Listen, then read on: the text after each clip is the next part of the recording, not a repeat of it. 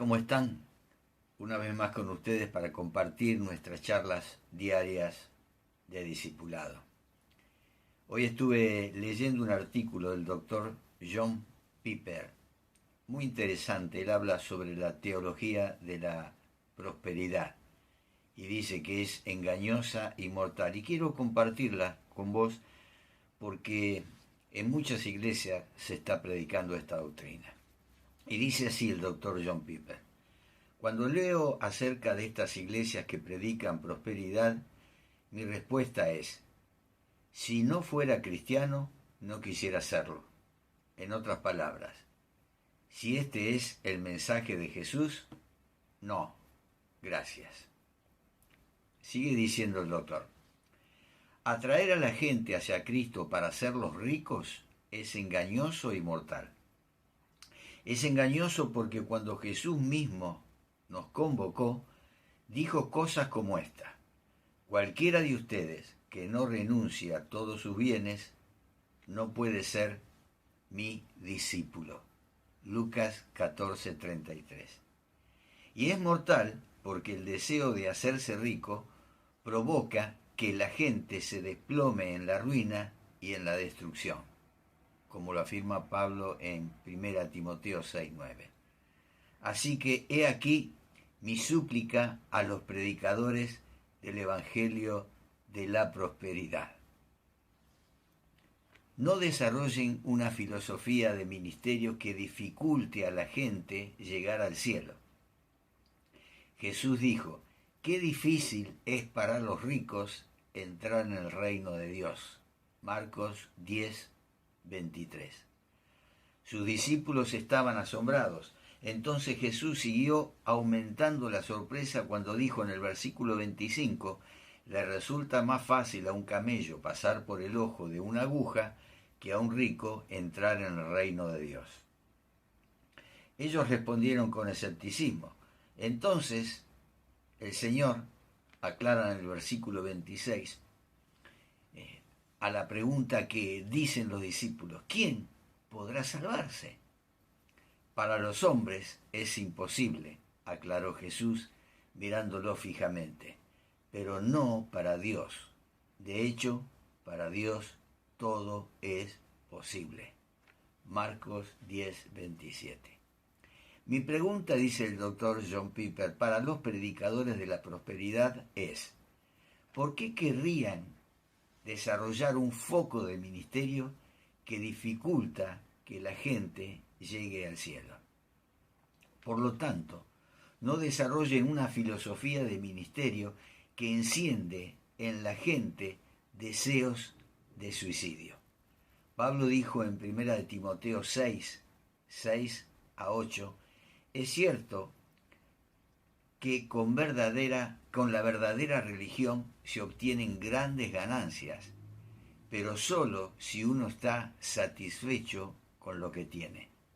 Porque nada trajimos a este mundo y nada podemos llevarnos.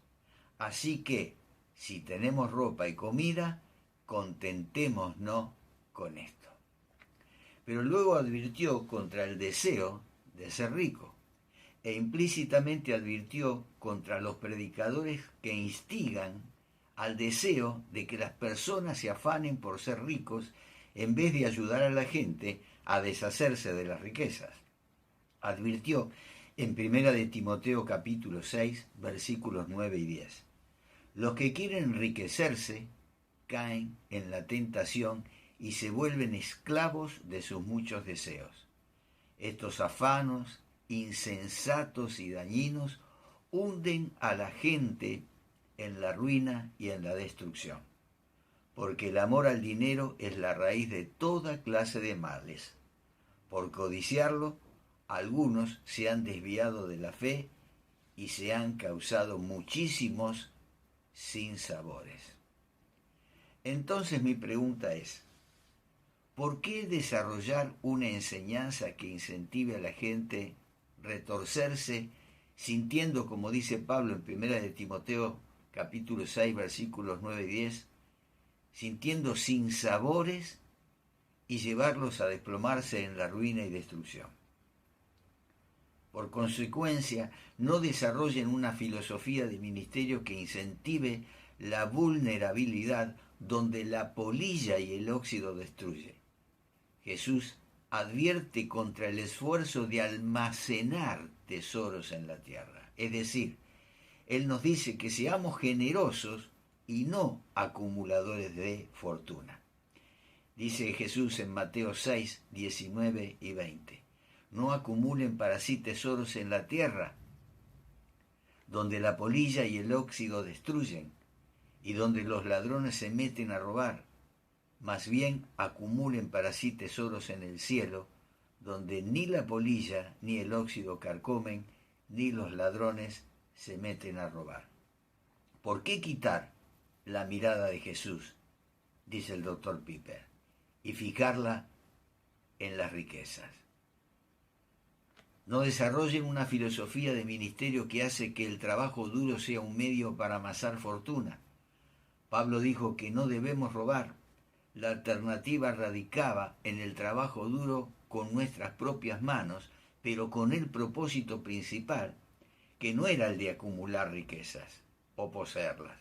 El objetivo era tener para dar.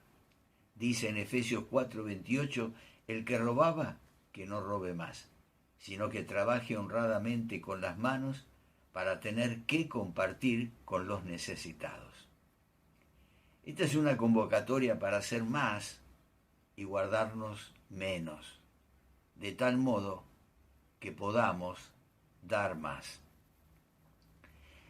Nos aconseja el doctor Piper que encontremos un estilo de vida como en tiempos de guerra, que reduzcamos nuestros gastos y regalemos a aquellos que no tienen. ¿Por qué querría usted, dice el doctor, incentivar a la gente a pensar que deberían poseer riquezas para ser donantes generosos? ¿Por qué no incentivarlos que lleven una vida simple y ser aún donantes más generosos? ¿No añadiría a su generosidad el testimonio que Cristo y no las posesiones son su tesoro? Por tanto, aconseja, no desarrollen una filosofía de ministerio que promueve menos fe en las promesas de Dios de ser para nosotros lo que el dinero no puede ser. La razón por la cual el escritor para los hebreos nos dice que debemos estar contentos con lo que tenemos radica en que lo opuesto implica menos fe en las promesas de Dios. Dice allí en Hebreos 13, 5, 6. Manténganse libres del amor al dinero y conténtense con lo que tienen, porque Dios ha dicho, nunca te dejaré, jamás te abandonaré. Así que podemos decir con toda confianza, el Señor es quien me ayuda, no temeré.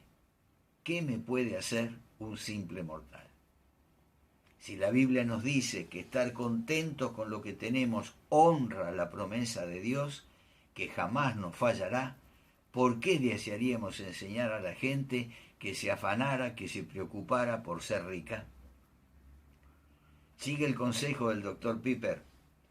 No desarrolle una filosofía de ministerio que contribuya a que la gente sea ahogada hasta morir. Jesús nos advierte que la palabra de Dios, la cual es dada para darnos vida, puede ser ahogada y desgarrada de cualquier efectividad por parte de las riquezas. Él dice en Lucas 8:14, ellos son, refiriéndose a los que oyen la palabra de Dios, ellos son los que oyen, pero con el correr del tiempo los ahogan las preocupaciones, las riquezas y los placeres de esta vida y no maduran. ¿Por qué querríamos entonces incentivar a la gente a perseguir la misma cosa que Jesús advierte que nos ahoga hasta producirnos la muerte? Otro consejo que da es no desarrolle una filosofía de ministerio que quite la sazón a la sal y ponga a la luz debajo de un balde. ¿Qué es lo que hace que los cristianos seamos la sal de la tierra y la luz del mundo? decididamente no son las riquezas. No ofrece al mundo nada distinto de lo que ya cree. La gran tragedia de predicar la prosperidad es que la persona no tiene que estar espiritualmente despierta para poder abrazarla. Solo se necesita ser ambicioso.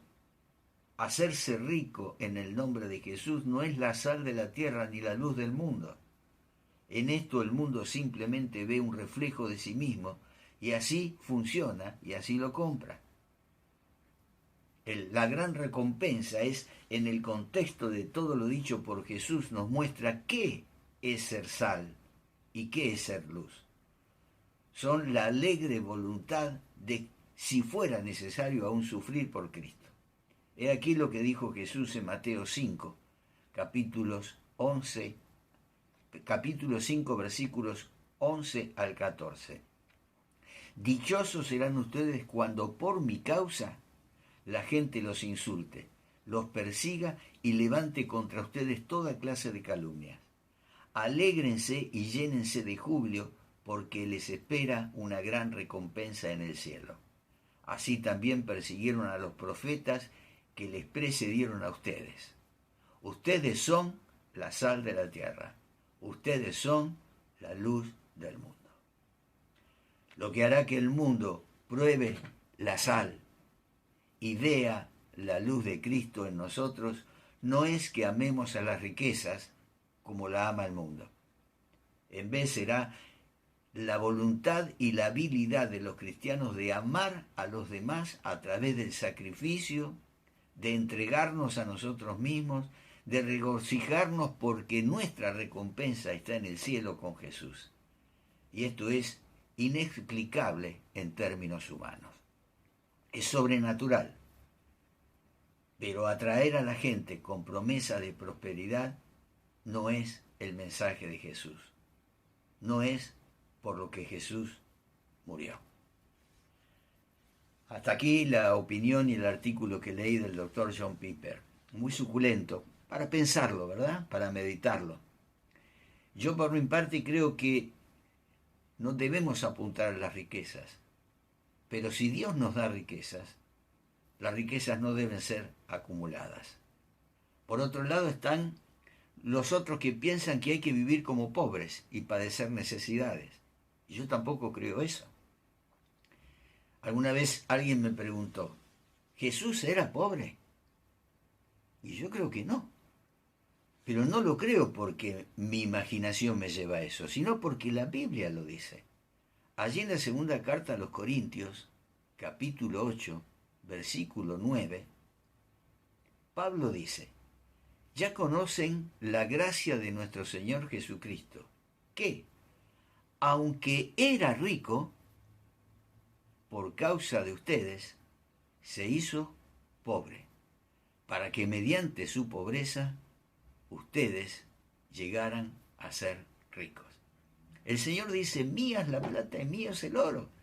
Pero el Señor no se apoya y no quiere que nos apoyemos nosotros en las riquezas, sino en confiar en que nada nos faltará, porque Él es nuestro sustento y el que nos apoya y el que nos ayuda en cada necesidad.